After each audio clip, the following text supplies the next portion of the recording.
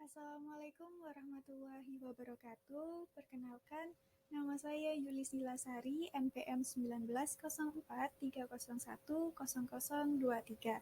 Saya merupakan mahasiswa Prodi Ilmu Komunikasi UPN Veteran Jawa Timur. Jadi di kesempatan kali ini saya akan membahas tentang keterampilan berbahasa untuk memenuhi tugas bahasa Indonesia kelas G515.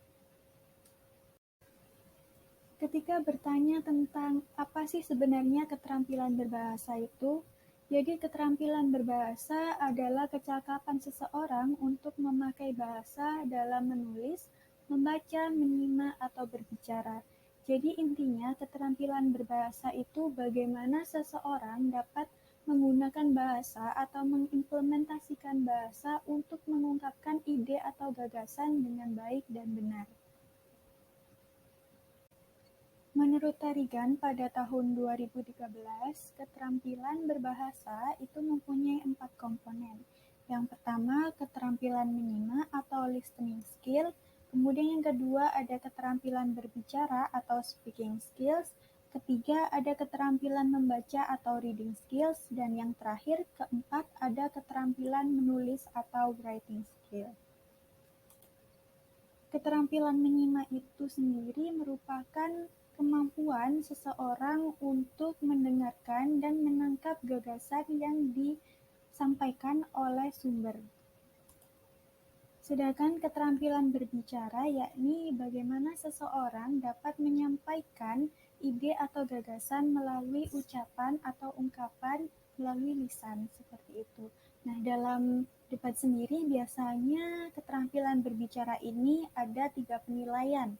Yang pertama ada manner, bagaimana seseorang itu mengungkapkan gagasannya dengan baik seperti menggunakan intonasi yang tepat, kemudian gaya bicara yang tepat, kemudian attitude atau sikap yang tepat. Kemudian yang kedua ada penilaian metode, itu biasanya bagaimana seseorang itu menyampaikan pesan secara terstruktur. Jadi pesan yang disampaikan tidak akan berbelit-belit atau terulang-ulang. Dan yang ketiga ada penilaian meter, biasanya itu juri akan menilai bagaimana isi pesan tersebut. Apakah sudah relevan dengan topik ataukah belum, kemudian isi gagasannya itu sudah diperdalam ataukah belum. Kemudian ada keterampilan membaca atau reading skill. Jadi ketika seseorang membaca itu tidak asal membaca, namun dia dapat menangkap isi pesannya dengan baik. Dan yang terakhir adalah keterampilan menulis. Jadi output dari semuanya itu biasanya dituangkan dalam bentuk tulisan. Jadi dalam bentuk tulisan ini penulis dapat mengungkapkan ide atau gagasan, kemudian disimpan dengan baik dan akan menjadi bukti fisik, seperti itu. Pertama-tama saya akan menjelaskan tentang apa itu keterampilan menyimak atau yang disebut dengan listening skill. Seperti yang sudah saya jelaskan tentang apa itu kemampuan menyimak atau listening skill, yakni sebuah kemampuan seseorang untuk mendengarkan sebuah pesan dari sumber dengan baik, sehingga dapat menangkap isi pesannya dan dapat memahami pesan itu sendiri. Jadi di proses menyimak ini ada beberapa. Yang pertama yakni proses stimulasi. Stimulasi merupakan suatu rangsangan atau pesan yang disampaikan oleh komunikator kepada komunikan. Nah, ini untuk selanjutnya ada proses seleksi. Ketika seseorang mendengarkan, itu dia tidak akan mendengarkan semuanya. Misalnya dalam satu ruangan ada 1, 2, atau sampai 5 orang, kemudian dia tidak akan mendengarkan semua orang tersebut. Dia pasti akan mendengarkan satu orang dan akan fokus kepada apa yang ia katakan, seperti itu. Kemudian ada proses pengelompokan. Jadi pesan yang sudah diseleksi itu dikelompokkan sehingga mudah dipahami. Kemudian proses interpretasi atau proses orang itu memahami sebuah makna atau menginterpretasikan, memahami suatu makna yang ia peroleh dari komunikator. Kemudian ada evaluasi dan menyimpan dalam memori atau ingatan seseorang tersebut. Kemudian, apa saja sih tahapan seseorang dalam menyimak sebuah pesan itu sendiri? Yang pertama ada tahapan mendengarkan, kemudian ada tahapan memperhatikan, tahapan memahami, mengingat, mengevaluasi, dan menanggapi. Ketika seseorang itu sudah menyimak pesan dengan baik, kemudian dia sudah menginterpretasi atau memberikan makna, ia akan memberikan respon berupa feedback kepada komunikator itu sendiri. Dalam model komunikasi Shannon and Weaver ini terdapat beberapa komponen komunikasi. Pertama, ada sumber informasi, kedua, pengirim, ketiga, sinyal, kemudian keempat, ada sumber gangguan, kelima, penerima, enam, sasaran. Jadi dalam model komunikasi Shannon and Weaver tadi ada komponen yang disebut dengan sumber gangguan atau noise. Jadi sumber gangguan ini dapat menyebabkan kegagalan seseorang dalam menyimak. Nah, apa sih sebab-sebab kegagalan menyimak itu sendiri? Yang pertama, ada faktor lingkungan. Faktor lingkungan ini dapat dibedakan menjadi dua.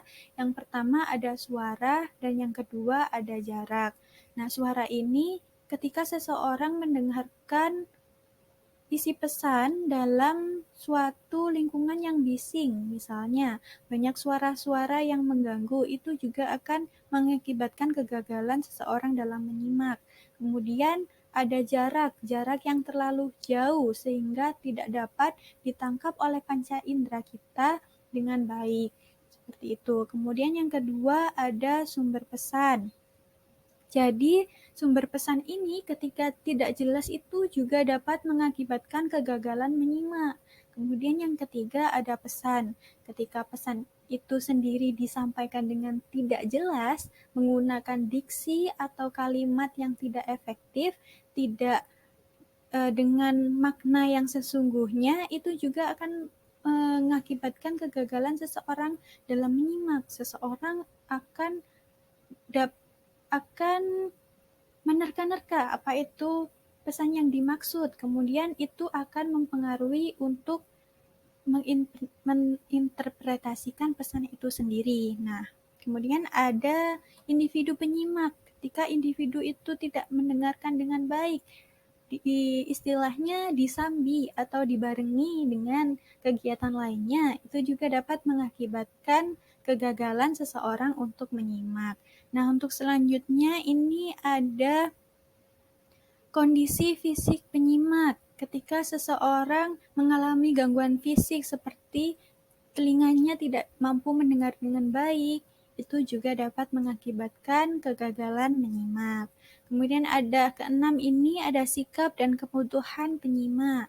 Kemudian ketujuh kebiasaan menyimak dan kedelapan tanggung jawab penyimak. Keterampilan berbahasa selanjutnya yang nomor 2 yakni keterampilan berbicara atau yang disebut dengan speaking skills. Dalam kemampuan atau keterampilan berbicara, terdapat beberapa faktor yang dapat mempengaruhi kelancaran kita dalam berbicara. Yang pertama adalah faktor pengetahuan.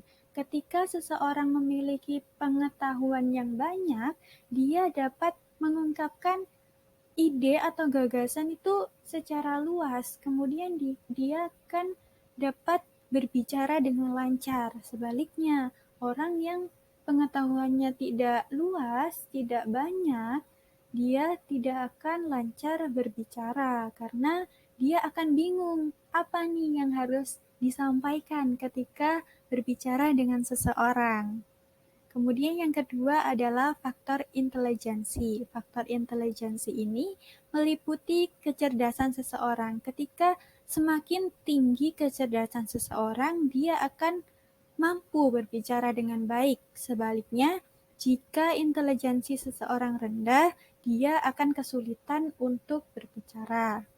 Kemudian yang ketiga ada faktor kepribadian.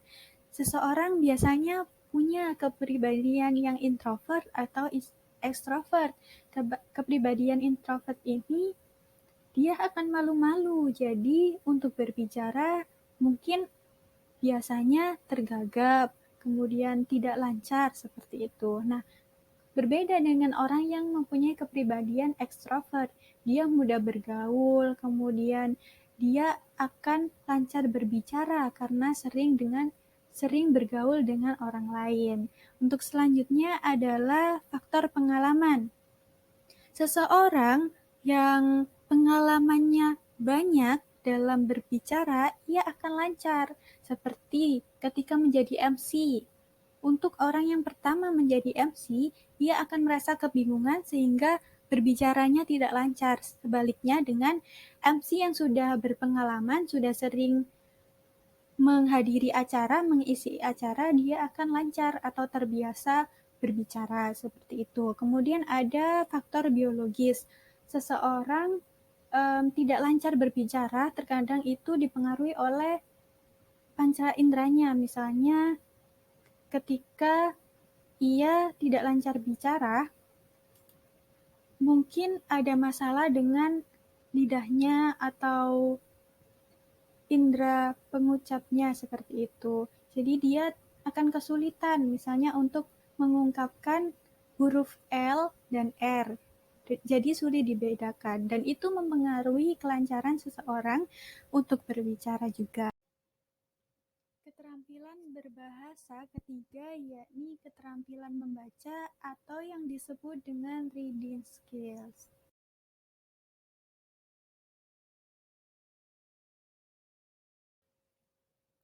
Keterampilan membaca ini ada dua jenis. Yang pertama yakni membaca nyaring dan yang kedua adalah membaca dalam hati. Jadi yang pertama membaca nyaring itu adalah membaca bukan untuk diri sendiri, melainkan untuk didengarkan orang lain juga, sehingga harus memperhatikan artikulasi, intonasi, dan kecepatan. Contohnya, membaca teks pidato, membaca teks kampanye, membaca ceramah atau khotbah, dan lain-lain. Jadi itu harus disuarakan atau diucapkan dengan intonasi dan suara yang keras, sehingga orang lain itu dapat mendengarkan pesan dengan baik, seperti itu. Nah, ini tujuannya agar pesan itu dapat tersampaikan dengan maksimal. Jadi, seseorang yang mendengarkan ini dapat memahami inti pesan dengan baik. Jenis kedua tentang keterampilan membaca adalah membaca dalam hati. Nah, membaca dalam hati itu sendiri dibedakan menjadi dua. Yang pertama ada membaca ekstensif, yaitu membaca secara singkat. Objeknya meliputi sebanyak mungkin teks dalam waktu yang sesingkat mungkin kita bisa menemukan informasi. Contohnya membaca pengumuman, tidak mungkin kan kita membacanya berlama-lama. Tentunya kita membaca secara singkat, langsung mencari nama kita dalam pengumuman tersebut misalnya. Kemudian yang kedua ada membaca intensif, yaitu membaca dengan teliti dan kritis. Ini biasanya dilakukan untuk membaca telaah isi pesan. Dalam membaca teliti, membaca pemahaman, membaca kritis, membaca ide-ide. Kemudian yang kedua ada membaca telaah bahasa ketika kita membaca sebuah bahasa atau sastra. Seperti itu. Kita tidak dapat nih membaca dengan terburu-buru. Nanti ketika kita membaca terburu-buru atau secara singkat, maknanya tidak dapat kita serap dengan baik. Seperti itu.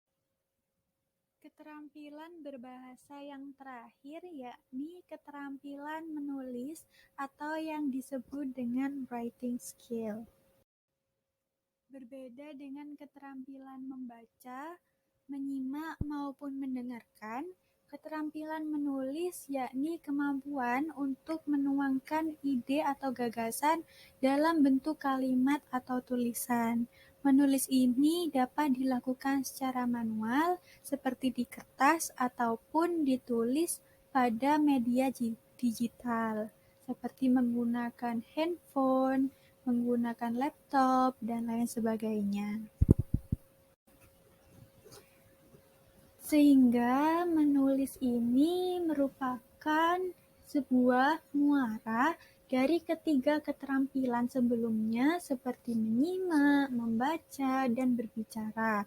Nah, umumnya orang yang terampil menulis adalah orang yang banyak membaca karena pengetahuannya banyak sehingga ia tidak kesulitan untuk menuangkan ide dan gagasan atau tidak kesulitan untuk mencari diksi yang tepat, seperti itu. Kemudian keempat keterampilan ini sebenarnya saling berhubungan, tetapi menulis merupakan keterampilan yang utama karena sebuah tulisan akan menjadi bukti fisik dari sebuah pesan, seperti itu. Untuk memiliki keterampilan menulis, ada beberapa unsur yang harus dipenuhi agar kita dapat terampil menulis. Yang pertama, ada mempunyai ide atau topik pembahasan. Kemudian kedua, memenuhi ejaan yang telah disempurnakan. Ketiga, memiliki kata yang tepat. Jadi, ketika kita menuangkan ide atau topik pembahasan, kita harus memilih kata-kata yang tepat sehingga mudah untuk dipahami pembaca, seperti itu. Kemudian keempat, mempunyai makna yang lugas atau tidak ambigu, sehingga seseorang atau pembaca ini nantinya tidak kesalahan dalam mempersepsikan isi pesan yang disampaikan, seperti itu. Sekian presentasi yang dapat saya sampaikan. Untuk kurang lebihnya saya mohon maaf dan saya ucapkan terima kasih atas perhatiannya. Saya akhiri, wassalamualaikum warahmatullahi wabarakatuh. Sampai jumpa kembali.